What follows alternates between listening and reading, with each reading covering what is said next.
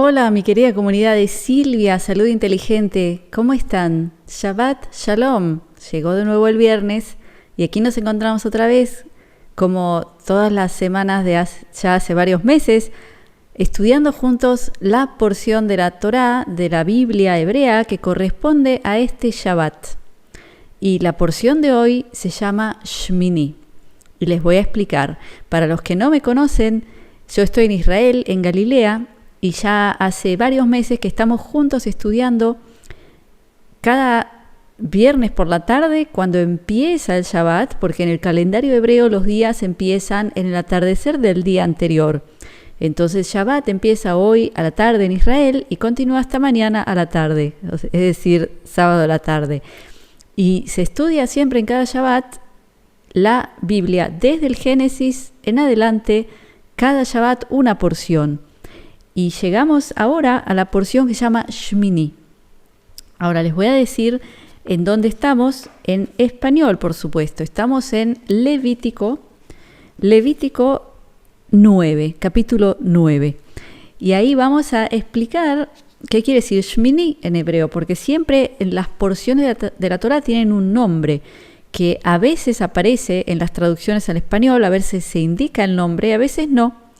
Y el nombre tiene mucha importancia porque siempre da una pista de algún motivo importante en la parashá. Entonces siempre se analiza también el nombre. ¿Y qué quiere decir Shmini? Shmini quiere decir, es decir, viene de la palabra Shmone. ¿Qué quiere decir Shmone? Quiere decir el número 8. Simplemente 8. 8 es Shmone en hebreo. Y Shmini es octavo. ¿Y por qué se llama así? Vamos a ver cómo empieza la parashá, primero en hebreo, y dice: Vayhi bayom hashmini kara Moshe leAaron velebanav veleziknei Israel. En hebreo la porción es Vayikra Tet, lo cual equivale a Levítico capítulo 9. ¿Y cómo empieza en español? Vamos a leerlo en español también, no se asusten. En español dice: Y fue en el día octavo que Moisés llamó a Aarón y a sus hijos y a los ancianos de Israel. Y vamos a hablar ahora, ¿para qué los llamó? ¿Y en qué contexto estamos? Porque acá hay algo interesantísimo. Y los que me acompañan ya los últimos videos saben que estamos hablando ni más ni menos que de la salida de los hebreos de Egipto, de la esclavitud. O sea, un tema muy importante y yo creo que tiene mucha relevancia para nosotros hoy en día. Y lo que había pasado es que luego de que Moisés los saca de la esclavitud, ellos están caminando por el desierto hacia la tierra prometida. Y ahí es donde Jehová se revela ante Moisés, o sea, Moisés sube al monte Sinai, ahí conoce la Torá, recibe de Dios y, entre otras cosas, recibe las instrucciones sobre cómo construir el tabernáculo. El tabernáculo era el espacio sagrado donde iban a hacerse las ceremonias y donde se iba a revelar, iba a aparecer la presencia divina, las energías divinas, etc. Luego, más adelante, cuando se llegara a la tierra prometida, ese tabernáculo que ahora los llevaban de un lugar a otro porque ellos estaban caminando por el desierto, más adelante se iba a transformar en el famoso templo, que ya era algo edificado, pero ahora hablamos de algo que se iba llevando de un lado al otro. ¿Y qué es lo que pasó? En las porciones anteriores, lo que ocurre es que comienza con que Dios le dice a Moisés que pida de todo el pueblo una donación de material, de valores como ser oro, piedras preciosas, porque hacían falta construir no solo el espacio del tabernáculo, sino también los artefactos que estaban adentro. Por ejemplo, ustedes habrán oído alguna vez de los Avnei HaHoshen, que quiere decir las piedras del Hoshen, que era esa pechera donde habían piedras preciosas, que eso tenía un poder muy, muy especial, que era de lo que utilizaba el sacerdote, que se podían lograr milagros con esos poderes. O sea que dentro del tabernáculo había muchos artefactos que había que generarlos, construirlos. Entonces, primero fue la donación, luego vienen las instrucciones de Dios de cómo construir todo de la A a la Z, hasta el más mínimo de los detalles. El que le interesa que lo lea, lean en la Biblia, lo tienen todo escrito, páginas y páginas explicando todo, cómo hacer cada artefacto, de qué material, qué medida, cómo hacer las vestimentas del sumo sacerdote, todo está escrito en la Biblia. Y luego, ¿qué ocurre? Ellos lo construyen al pie de la letra. Y ahí llega este momento en el que en el octavo día llama a Aarón, su hermano, el sumo sacerdote, a sus hijos y a los ancianos hebreos y al pueblo también, porque ahora era el momento de ver si funciona, ni más ni menos. Y ahora yo quiero preguntarles antes que nada, ¿a alguno les suena el tema de decir octavo día? O sea, ¿qué pasa antes de 8 días? ¿De dónde aparece un octavo día? El solo hecho de decir octavo día nos está dando una pista de que hubo antes algo. ¿Qué hubo antes de 8 días? 7 días. Y a ver, ¿quién me dice a qué le suena si hablamos de 7 días? Que me lo pongan abajo, a ver si alguno se da cuenta de a qué suena esto. Claro, suena a el Génesis, 7 días de la creación, ¿no es cierto? O sea, tenemos los 6 días del trabajo de la creación y luego el Shabbat, que es el 7º día.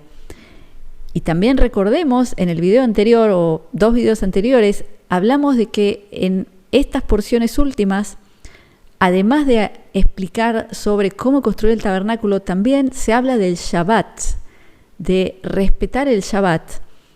¿Y qué es lo que dice Moisés cuando habla del Shabbat? Dice: y por más que quieras trabajar construyendo el templo, no lo tienes que hacer en Shabbat. O sea, 6 días vas a construir el templo y en Shabbat ni siquiera vas a trabajar en eso, que supuestamente es un trabajo sagrado. Pero no, en Shabbat no se trabaja, se descansa. Entonces ya vemos, tuvimos 6 días de construcción, 1 día de descanso y en el octavo día, que es ahora, vamos a trabajar haciéndolo funcionar. Ahí tienen el motivo octavo. ¿Y qué ocurre? Si ustedes empiezan a leer, van a ver que Moisés va dirigiendo a Aarón y a sus hijos y van empezando a hacer un montón de ceremonias de sacrificios y se describe hasta el más mínimo detalle cómo, qué hacen. Y el tema es que lo que explica la Kabbalah, que realmente es profundísimo, porque la Kabbalah siempre penetra entre líneas, no se queda solo al nivel de pshat, porque ¿qué quiere decir pshat? En hebreo se dice que la lectura de la Biblia tiene varias dimensiones, varios niveles. El primer nivel se dice pshat, y esa palabra viene de la raíz pei, shin, tet, que es pashut. ¿Y qué es pashut? Es simple. O sea que decir el nivel pshat es el nivel simple, es decir, solamente leemos la historia que nos cuentan. Pero luego tenemos que empezar a entrar entre líneas y a sacar lo que hay de adentro. Y ahí llega lo que se dice sod, que es secreto, ¿ok? Entonces, la Kabbalah lo que hace es eso, te da todas las extra dimensiones que no están en el pshat. ¿Y qué es lo que dice la Kabbalah? Lo que dice la Kabbalah es que primero que vemos nosotros, sin necesidad de ser expertos en Kabbalah, vemos en el mismo libro que Moisés, Aarón, los hijos, hacen uno y otro sacrificio y una gran cantidad, como si fuera un año entero de lo que se haría en otras oportunidades, y todavía no ocurre nada, porque lo que se esperaba, porque se sabía que ese tabernáculo tenía fuerzas divinas, poderes, o sea, no es que los tenía, sino que a través de esas ceremonias se invocaba el poder de Dios y algo tenía que pasar. Y también el pueblo fuera estaba esperando a ver, porque imagínense que después de todo ese trabajo, todas esas donaciones, llegó la hora de ver qué hace este tabernáculo, ¿no es cierto? Y resulta que no pasaba nada. ¿Y qué pasa en el versículo 23? Vamos ahora a Levítico 9, versículo 23. ¿Qué dice? Y entraron Moisés y Aarón en el tabernáculo del testimonio. Y salieron y bendijeron al pueblo, y la gloria de Jehová se apareció delante de ellos, delante del pueblo. Luego, en el versículo 24, y salió fuego de delante de Jehová, y consumió el holocausto, que eso es el sacrificio, y los cebos sobre el altar. Y viéndolo todo el pueblo, alabaron y cayeron sobre sus rostros. Es decir, ¿qué pasó aquí? Fíjense qué interesante, y también les voy a explicar lo que nos dice la Kabbalah, que es profundísimo.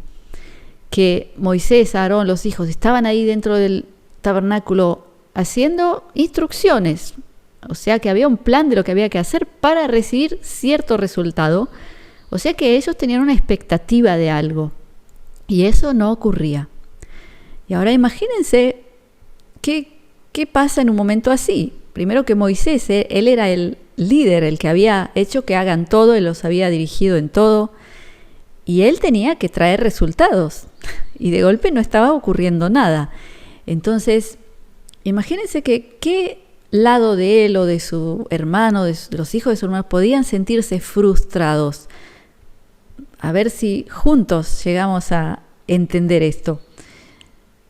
¿Qué lado de nuestra personalidad se puede sentir frustrada, enojada, herida, si no logra un resultado? O sea, cuando tenemos una expectativa de algo y no ocurre, el lado que se siente mal es el ego, no es otro. Porque el ego es el que empieza a decir, uy, ¿qué van a decir de mí?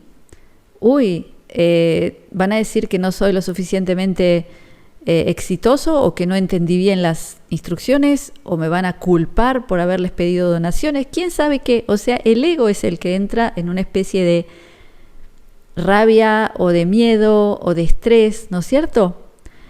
¿Y qué es lo que pasa aquí en los versículos 23-24? Que Moisés y Aarón dan la vuelta y salen, o sea, salen del tabernáculo, y ellos como personas bendicen al pueblo. Y lo que dice la Kabbalah es que es un momento como de humildad, como un momento de decir, ok, demos la espalda a todo el plan, a toda la expectativa, a todas las instrucciones, y vamos a ver qué es lo que tengo yo en mi corazón, qué puedo dar. Y ahí van Moisés y Aarón. Aarón bendice como sumo sacerdote desde su corazón, y ahí aparece Dios, ahí aparece Jehová, aparece el fuego que estaban esperando para que consuma todas las ofrendas, y ahí el pueblo caen sobre sus rostros y entra en una especie de éxtasis, porque de golpe empieza a funcionar el tabernáculo. ¿Y de qué les quiero hablar yo con respecto a esto? A mí me suena esto algo muy, muy conectado a nosotros hoy, a lo que estamos pasando, porque yo veo, y yo me incluyo, ¿no?, en todo esto. Yo no digo que yo hago algo mejor que nadie, sino que veo lo que está pasando a mí, a ustedes, que existe lo que se llama el plan, ¿no es cierto? Que todo el mundo dice, confía el plan. Y también hay instrucciones, hay una expectativa de qué tiene que ocurrir en ese plan. Hay ciertas personalidades de las que se hablan que nosotros no sabemos quiénes son, unos sombreros de unos colores, otros sombreros de otros colores. Hay algún que otro héroe que todos esperan que vuelva y que los salve. Les dicen ya el plan, les dicen que tiene que pasar, que tiene que volver el héroe, que tiene que haber una, como le dicen, primero que los días de oscuridad, después la desclasificación. Tantas cosas dicen que es como un plan que te genera expectativas. Y la verdad es que no pasa. Tú y yo vemos que no pasa, y no sé si va a pasar. Y realmente no me importa, porque yo personalmente no creo que la respuesta está ahí. Pero dejemos de lado eso. El hecho es que hay aquí una gran expectativa y una gran desilusión. ¿Y qué es lo que pasa cuando hay esa expectativa y desilusión? Nuestro ego se empieza a enojar, se empieza a sentir impotente, y además de todo eso, agreguémosle el hecho de que mucha gente, no por su culpa, ¿no?, pero están todos en casa, sentados en el sofá, viendo series o en grupos de WhatsApp, Telegram, y están leyendo todo tipo de cosas que les mandan, Y esas cosas que le mandan en muchos casos son muy negativas, o sea, te hacen enojar más, te hacen tener más miedo. Entonces, ¿qué es lo que estamos haciendo nosotros como individuales? Y esa es mi pregunta. Si yo tuviera que decir, vamos a hacer un ejercicio mental, no te pido que estés de acuerdo conmigo, solo haz un ejercicio mental. Imagínate que todo ese plan es un invento de alguien que no es de los buenos, alguien que quiere que te creas un cuento, que tengas una expectativa, que no ocurra y que te frustres. Sería algo que podría llegar a pasar. Y lo que logran con todo ese plan es hacerte delegar tu responsabilidad. Tú estate sentado y solamente haz forward en los mensajitos. Eso es todo lo que haces. Mientras te enojas más, tienes más miedo.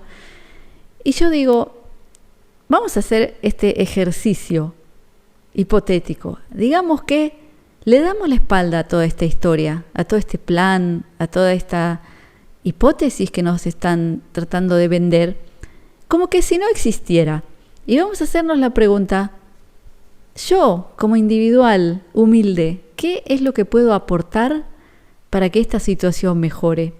Desde mi corazón, no desde ningún otro lado. Y la respuesta es, primero y principal, salir del estrés, salir del miedo, salir del enojo, salir de la culpa, porque todo esto que te he dicho, esta lista de emociones, son todos derivados del miedo. Y el miedo está creando más realidad negativa, porque si no lo sabías, tu pensamiento y tu emoción generan la realidad. Y si yo fuera alguien que quiere seguir haciendo cosas malas, yo me ocuparía que cada uno de ustedes esté con más miedo, más estrés, más desilusión, porque ustedes con vuestro poder divino que tienen adentro, ustedes seguirían dándole gasolina a toda la historia oscura y no a la historia iluminada, digamos. Entonces, yo creo que tenemos la oportunidad de hacer un ejercicio y decir, hagamos como si todo ese plan no existiera. ¿Qué puedo aportar yo a nivel de emoción, de luz a este mundo? Y yo te aseguro que si todos y cada uno de nosotros, por más que seamos insignificantes, pequeñitos, cada uno de nosotros, si lo juntamos por todos los miles de millones que somos, solucionamos todo enseguida, solamente desde ese lugar de humildad, de paz, de amor, de bendición al otro, al que tenemos adelante, no importa quién sea. Así que bueno, yo creo que esta porción de la Torá es fascinante. No sé si están de acuerdo conmigo, pero yo creo que sí. Entonces, mi querida comunidad, como siempre les recomiendo aprender los idiomas originales de la Biblia, porque hay tanto que identificar para poder, por ejemplo, profundizar del pshat, de lo simple, a lo profundo. Eso se hace en hebreo, no se puede hacer en otro idioma. Y también, por ejemplo, en el Nuevo Testamento fue escrito en griego y hay muchos errores desde el griego a las traducciones. También en el libro Zohar de la Kabbalah, el libro Zohar fue escrito en arameo. O sea que el que quiere realmente profundidad en lo que es Biblia, Antiguo, Nuevo Testamento, Kabbalah, yo le recomiendo de todo corazón que estudie estos idiomas porque así van a descubrir unos tesoros increíbles. Y se puede estudiar, se puede buscar en línea un montón de material gratuito, si quieren, lo pueden hacer tranquilos, pero si quieren tomárselo seriamente, hacerlo estructurado con profesores profesionales que son expertos en el tema de la Biblia, yo les recomiendo la academia donde yo trabajé muchos años, que enseña todos los idiomas antiguos bíblicos, hebreo, arameo, griego, y tienen varias opciones. Hay cursos que son online en vivo con los profesores de habla hispana, ¿sí? O cursos grabados también, hay muchas opciones. Entonces el que quiere interesarse, yo le pongo abajo un enlace para que deje sus datos de contacto y ellos los van a llamar y les van a contar qué opciones hay para que ustedes puedan elegir si les gustaría alguno de esos cursos. Y por último, mediados fines de mes, mi plataforma privada donde voy a dar transmisiones en vivo, trayendo invitados también de primer nivel, como por ejemplo Miriam Dietrich, Sol Martínez, Catalina de Tech con Catalina, Loli Curto, y la lista sigue. Y también les pido a ustedes que me recomienden gente que ustedes piensen que pueden aportarnos valor, conocimiento, contenido a nuestra comunidad, para que yo las contacte y las traiga también. Y también vamos a tener un foro para poder chatear entre nosotros de forma privada, sin que venga ninguna red social y te diga que te cierra la cuenta porque no sé qué es lo que estás diciendo. Ahí vamos a estar en familia, vamos a poder hablar entre nosotros. Y bueno, y me imagino que voy a desarrollar todo esto mucho más con el tiempo, así que les pongo abajo un enlace para que me dejen el correo electrónico. Entonces, ni bien está ya online, les mando un email, les digo, aquí está, y el que quiere puede registrarse. Así que eso es todo por hoy, mi querida comunidad.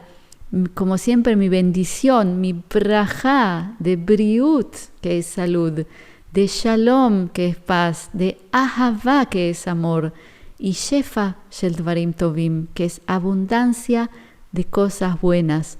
Gracias por estar conmigo. Shabbat shalom.